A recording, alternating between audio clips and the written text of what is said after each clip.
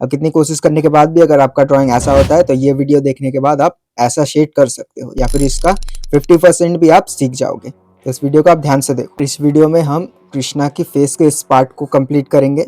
मैं properly explain करूंगा कि कैसे आप इसे शेड दे सकते हो। कुछ नहीं, बस आपको एक पेंसिल का सेट, एक ब्रश और एक नीडेबल इरेजर चाहिए। देखिए, कोई भी एरिया को शेड करने के लिए ये मैटर नहीं करता कि आपका पेपर कौन से कंपनी का है या फिर कौन से ब्रांड का आपके पेंसिल है। बस मैटर ये करता है कि आप किसी जगह पर कितने कॉन्सेंट्रेशन से शेड दे रहे हो। मैंने यहाँ पर हाईलाइट के बाद जो भी मुझे लाइट टोन यहाँ पर दिखा है, यानी हाईलाइट के बाद जो सबसे लाइट टोन हमारे रेफरेंस में है, मैंने रेफरेंस को लगाया है। आप रेफरेंस से मैच कर सकते हो। मैं यहाँ पर 2B पेंसिल से शेड दे रहा हूँ, इसे हम फर्स्ट टोन देंगे। आपको हमेशा लाइट टू डार्क जाना है कोई भी एरिया पे, चाहे आप स्टिल लाइफ शेडिंग करो, चाहे आप पोर्ट्रेट शेडिंग करो या फिर लैंडस्केप करो। आपको हमेशा देखना है कि हाईलाइट के बाद, हाईलाइट यानी हमारा पेपर व्हाइटनेस, उससे व्हाइट हम जा नहीं सकते। हाईलाइट के बाद जो सबसे डार्क टोन है आपको उसे अप्लाई करना है, और उसके बाद एक ब्लेंडिंग ब्रश से आप उसे ब्लेंड कर दो। ब्लेंडिंग बहुत ही एक इंपॉर्टेंट पार्ट है हमारे शेडिंग का, लेकिन आपको ब्लेंडिंग टूल के ऊपर कभी भी डिपेंड नहीं होना है कि जैसे जैसे शेडिंग कर दिया, हमारे शेडिंग में लाइन के पैचेस दिख रहे हैं, यूनिफॉर्म में शेड नहीं हुआ और हम उसे ब्लेंड कर लेंगे। तो ऐसा आपको नहीं करना है। आपका शेडिंग आपका ब्लेंडिंग से अच्छा होना चाहिए। आपको कभी भी अपने ब्लेंडिंग टूल पे डिपेंड नहीं होना है। आपको हमेशा शेडिंग पे प्रैक्टिस करते रहना है बिल्कुल, ताकि आपका शेडिंग पहले से अच्छा हो, तभी एक आर्टवर्क आपसे अच्छा बन पाएगा। अब मैं सेकेंड टोन दे रहा हूँ यहाँ पर 4B पेंसिल से, जो कि 2B के बाद आता है। तो यही करना है, जब तक रेफरेंस के अकॉर्डिंग एक मीडियम, कोई भी मीडियम हो, चाहे वो ऑयल हो, चाहे एक्रेलिक हो, चाहे वाटर कलर हो, अपने रेफरेंस से पहले उसे मैच करना है कि आपका मन चाह वहाँ पर वैल्यू दिख रहा है कि नहीं। वैल्यू का मतलब होता है कि कहाँ पर ज़्यादा डार्क है, कहाँ पर कम डार्क।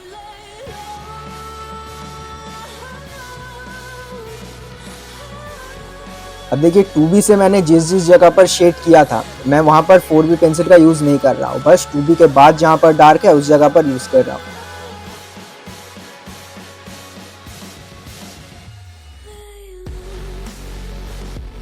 नेक्स्ट पार्ट में हम हेयर को बनाएंगे, लेकिन अभी हम बस स्किन का टेक्सचर को समझते हैं। देखिए, मैं शेड ऐसे कर रहा हूँ जिससे मुझे ब्लेंडिंग की भी ज़रूरत नहीं है। मैं चाहे तो शेडिंग करके भी छोड़ सकते हो। तो आपको शेडिंग पे ज़्यादा ध्यान देना है, ब्लेंडिंग पे कम। जितने भी अलग अलग आप वीडियो देखते होगे उसमें यही होता होगा कि आप शेडिंग करो, ब्लेंडिंग करो, लेकिन आपको शेडिंग पे ज़्यादा ध्यान देना है, ब्लेंडिंग पे कम। देखिए, धीरे धीरे हमारा जो फेस का लेफ्ट साइड है और राइट साइड है, दोनों की वैल्यू सेम है, लेकिन हमारे रेफरेंस में राइट साइड से लाइट पड़ रहा है। तो मैं कोशिश करूंगा कि राइट साइड पे हमारा जो चीक है वो लेफ्ट साइड के कंपैरिजन में थोड़ी डार्क हो, ताकि एक वैल्यू का पता चले कि इस तरफ लाइट है, इस तरफ डार्क है। एक रियलिस्टिक ड्राइंग तभी बना सकते हो जब आपको लाइट एंड डार्क की आइडिया हो। मैं यहाँ पर पेंसिल स्केच की बात कर रहा हूँ, हर मीडियम पे लाइट एंड डार्क ही काम आता है। मैं यहाँ पर 8B यूज कर रहा हूँ, जो कि 6B के बाद आता है। मैंने यहाँ पर 6B को अवॉइड किया क्योंकि 4B के बाद डायरेक्ट मैंने 8B को लिया है, क्योंकि जब मैं 8B को यहाँ पर ब्लेंड करूंगा तो 6B का जो टोन है वो भी आ जाएगा। तो आपको अपने आर्ट में एक्सपेरिमेंट करते ही रहना है। आपको कॉपी बिल्कुल नहीं करना है। अगर आप कॉपी पेस्ट ही कर रहे हो तो आपको हैंडमेड ड्राइंग सीखने की कोई ज़रूरत नहीं है। आप एक प्रिंटर खरीदो और प्रिंटर से प्रिंट आउट निकाल लो, तो आपका आर्टवर्क सेम टू सेम लगेगा। तो अगर आपको ऐसा आर्टवर्क चाहिए तो आपको प्रैक्टिस करना ही पड़ेगा। आपको डेली प्रैक्टिस करना है।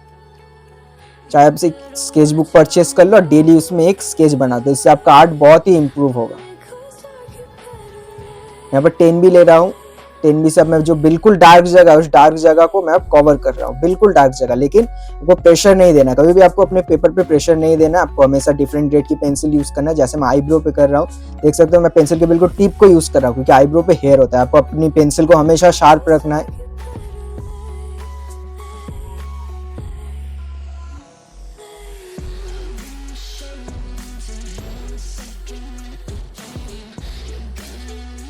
ऐसे आपको धीरे धीरे शेडिंग करना है, बिल्कुल हड़बड़ी नहीं करना है आपको। कोई भी आप पेंसिल यूज़ करो या कोई भी मीडियम, आपको हड़बड़ाना नहीं है।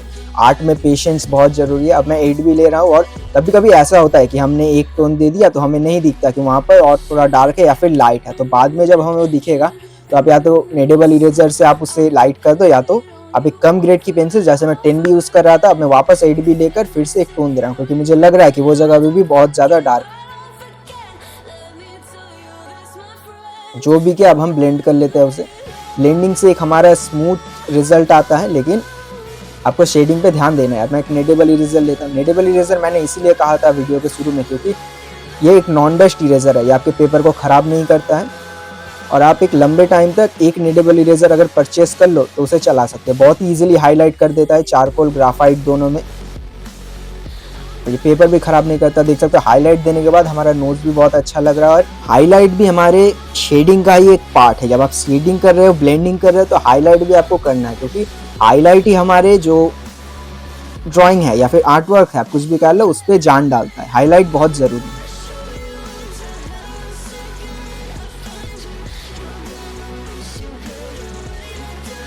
तो ड्राइंग सरफेस या फिर जो भी आप सब्जेक्ट बना रहे हो, चाहे वो सर्कुलर हो या फिर प्लेन हो या फिर कुछ भी हो, जैसे हमारा ह्यूमन मसल, अब आप इस फेस को देख लीजिए, हमारा फेस एक बिल्कुल फ्लैट नहीं होता है, तो हमें डिफरेंट जगह पर डिफरेंट पेंसिल को यूज़ करना है। जैसे मैंने यहाँ पर 2B पेंसिल कहीं पर यूज़ किया, 4B, 6B और अब लास्ट में मैंने 10B यूज़ किया। तो मैं चाहता तो डायरेक्ट पूरी ड्राइंग को मैं एक ही पेंसिल से बना सकता 10B से, लेकिन वो बहुत ही डल पिक्चर दिखेगा, तो आपको अलग अलग जगह पर अलग अलग पेंसिल का यूज़ करना है।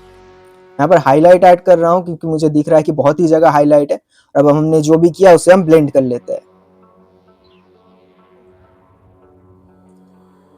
अब देख सकते हो हमारे लेफ्ट साइड के कंपैरिजन में हमारा राइट साइड थोड़ा लाइट है, क्योंकि उस जगह पर ही लाइट फोकस कर रहा है, उस जगह पर ही लाइट गिरा है हमारे रेफरेंस में, तो इसलिए मैंने उस जगह को लाइट रखा है।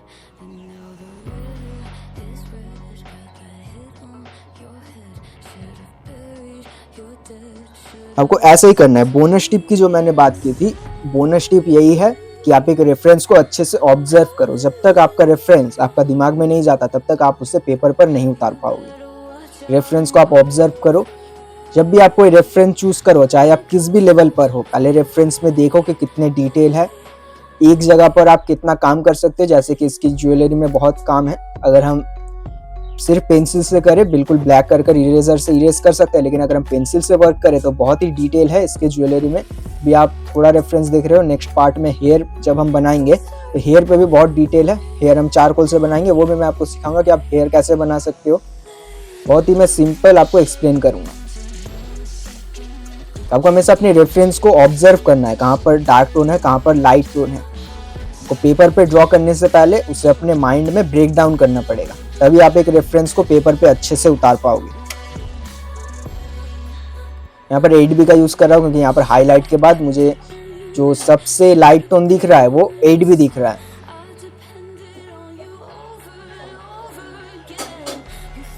देख सकते हो मैंने अच्छे से बिल्कुल शेडिंग किया।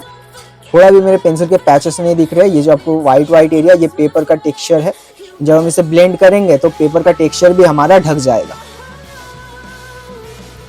हमेशा आपको लाइट टू डार्क जाना है, क्योंकि आपको डार्क जगह पहले नहीं करना है। मैं पहले अगर 10B यूज करता तो मुझे बाद में दिक्कत होता, क्योंकि किसी जगह अगर आप डार्क टोन पहले अप्लाई कर देते हो, 10B पेंसिल जो हमारा सबसे डार्क होता है एक पेंसिल पैक में, तो अगर आप 10B पहले अप्लाई कर देते तो आप उसके ऊपर लाइट टोन को अप्लाई नहीं कर पाओगे। लेकिन अगर आप लाइट टू डार्क जाओगे, HB, 2B, 4B, 6B, 8B, 10B, तो जब तक आपको मनचाहा रिजल्ट नहीं मिल जाता आप उसे डार्क कर सकते हो। और ज़रूरी नहीं कि हर जगह ही डार्क होगा, कहीं पर लाइट है तो कहीं पर डार्क है। तो पहले आपको लाइट टोन अप्लाई करना है और फिर डार्क टोन अप्लाई करना है। उसके ऊपर को लेयर बाय लेयर काम करना है, तभी एक आर्ट वर्क अच्छा लगेगा।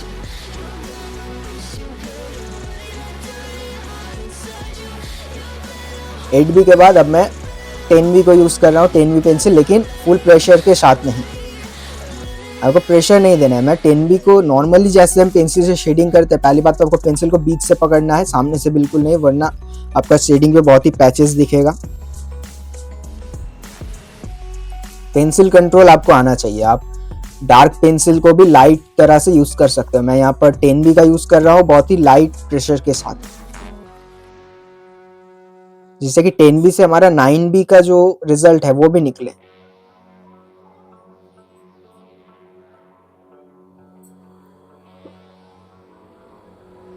अब देखिए, अब मैं 10B को यूज कर रहा हूँ अच्छे से, थोड़े प्रेशर के साथ, नॉर्मल, लेकिन ज्यादा प्रेशर नहीं। प्रेशर देने से आपका आर्टवर्क भी खराब होगा, पेपर भी खराब होगा और पेंसिल का लीड भी टूट सकता है अगर आप पेंसिल को ऐसे शार्प करते हैं। तो ऐसे पेंसिल को शार्प करना बहुत ही जरूरी है।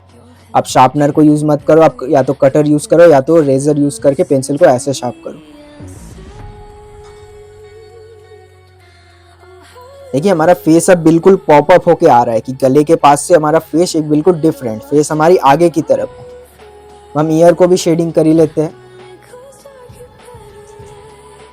ईयर बहुत इजी है, अगर आपने ये सीख लिया तो आप ईयर को भी कर ही लोगे, लेकिन फिर भी मैं दिखा देता हूँ। सेम पहले आपको लाइट टोन अप्लाई करना है, उसके बाद डार्क टोन। वीडियो को अगर आपने यहाँ तक देखा है तो आप बहुत ही लकी हो, क्योंकि आपने वो जान लिया जो कि बहुत लोग अभी तक नहीं जानते थे बिगिनर्स में आपको हर तरफ 1000 वीडियो देखने की ज़रूरत नहीं है। मैंने आपको बहुत ही अच्छे से अभी एक्सप्लेन किया कैसे आप शेड दे सकते हो। शायद ये सबसे ईजी तरह से मैंने एक्सप्लेन किया है, कोई और करेगा नहीं। तो आप कंफ्यूज होने की जगह जो मैंने बताया मैं एक बार समराइज करके बता देता हूँ। आपको पहले अपने रेफरेंस को ऑब्जर्व करना है अच्छे से, कहाँ पर लाइट टोन है कहाँ पर डार्क टोन है। पहले आपको लाइट पेंसिल यूज़ करना है, HB 2B ये सब, और फिर धीरे धीरे आपको डार्क पेंसिल की तरफ जाना है, 6B 8B 10B की तरफ। अगर आप डेली एक स्केच बनाते हो अपने स्केच बुक पे तो 3 से 4 महीने के अंदर आपका आर्ट वर्क पे इम्प्रूवमेंट दिखना शुरू हो जाएगा।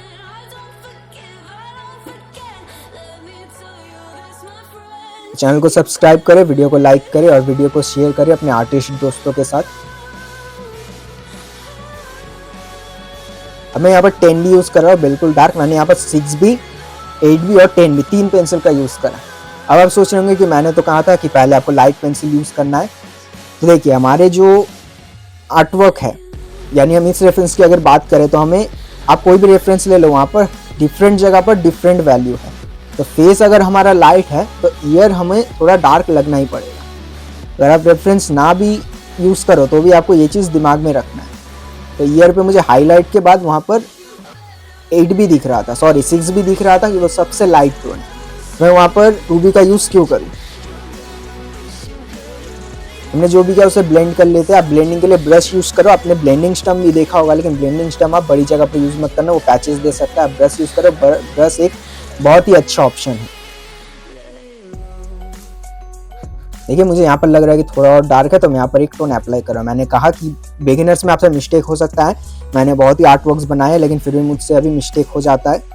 तो आर्ट कोई एक दिन या 1 साल या 10 साल या 100 साल में नहीं सीखता है। आपको अपने गलतियों से ही सीखते रहना है आपको।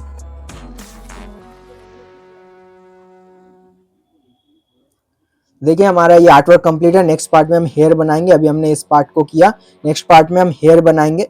अगर आपको कोई भी जगह समझ नहीं आया तो आप नीचे कमेंट में पूछना, मैं वहीं पर आपको बता दूंगा। और नेक्स्ट पार्ट देखना ज़रूर।